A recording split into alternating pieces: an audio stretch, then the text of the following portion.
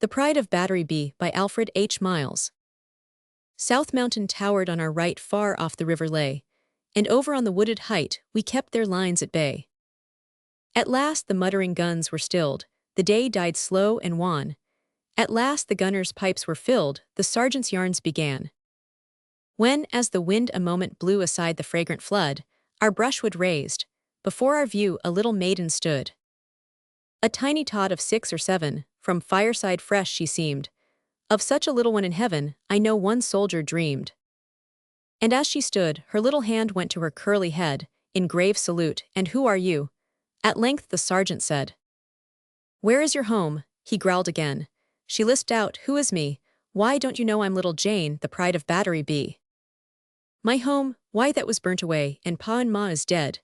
But now I ride the guns all day, along with Sergeant Ned. And I've a drum that's not a toy, and a cap with feathers too, and I march beside the drummer boy on Sundays at review.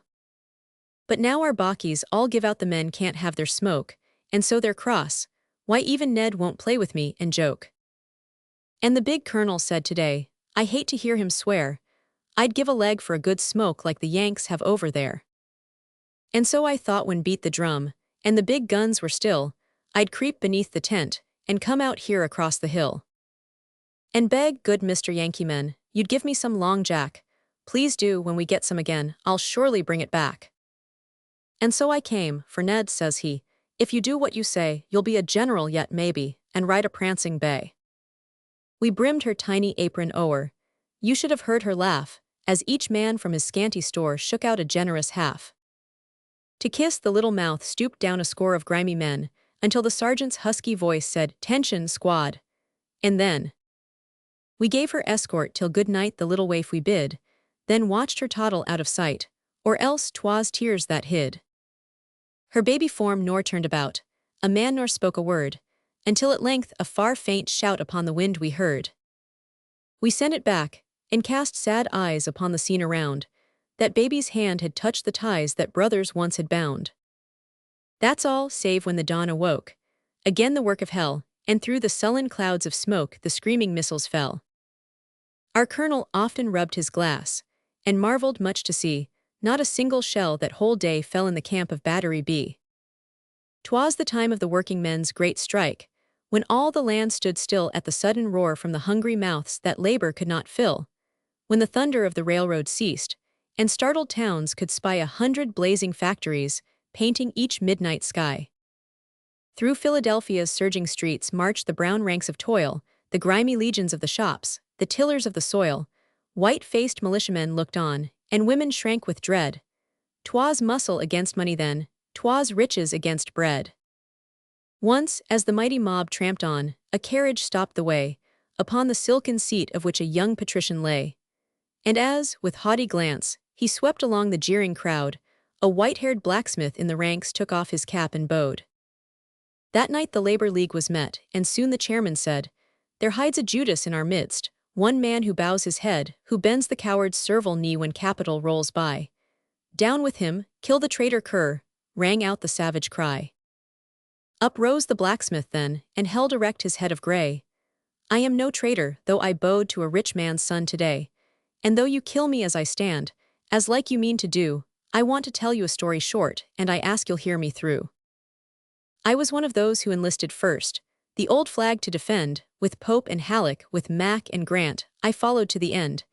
And 'twas somewhere down on the Rapidan, when the Union cause looked drear, that a regiment of rich young bloods came down to us from here. Their uniforms were by tailors cut, they brought hampers of good wine, and every squad had a nigger, too, to keep their boots in shine. They'd naught to say to us dusty vets, and through the whole brigade, we called them the kid-gloved dandy fifth when we passed them on parade. Well, they were sent to hold a fort the Rebs tried hard to take. 'Twas the key of all our line which not while it held out could break, but a fearful fight we lost just then, the reserve came up too late, and on that fort, and the dandy fifth, hung the whole division's fate.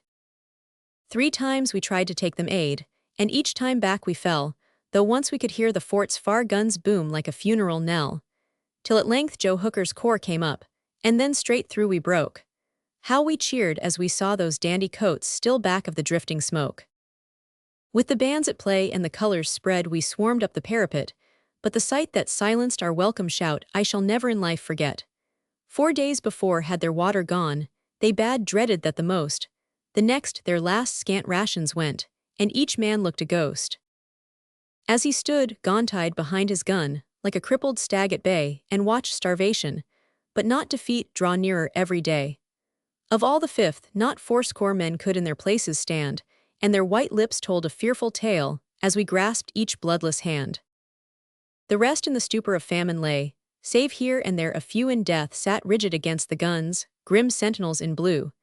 And their colonel, he could not speak nor stir, but we saw his proud eye thrill as he simply glanced at the shot-scarred staff where the old flag floated still.